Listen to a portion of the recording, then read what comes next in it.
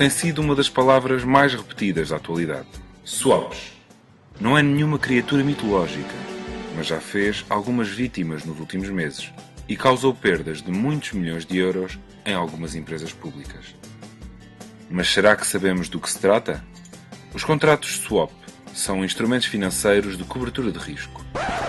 Como assim? Imagine que contraiu um empréstimo. Esse empréstimo está associado a uma taxa de juro e habitualmente essa taxa varia ao longo do tempo. Em vez de uma taxa variável, negocia com o banco uma taxa fixa, ou vice-versa. Isso é um swap, que significa troca. Com uma taxa fixa, por exemplo, evita-se a incerteza das taxas de juro e é possível, em alguns casos, prever os gastos a ter durante o período do contrato. No final, se a taxa variável subir acima da taxa fixa, o banco assegura a diferença. Caso tenha descido, acontece o contrário. Os contratos swap são instrumentos legais e usados regularmente por várias empresas públicas e privadas. Qual é então o motivo desta polémica? Quais os problemas dos swaps? Como em todas as apostas, esta também contém riscos. E no caso dos swaps da polémica em Portugal, os analistas destacam o desequilíbrio entre vantagens e desvantagens. Os ganhos foram reduzidos quando os juros subiram, mas as perdas foram significativas quando as taxas desceram. Até porque nestes contratos havia elementos especulativos que não estavam ligados às taxas de juro.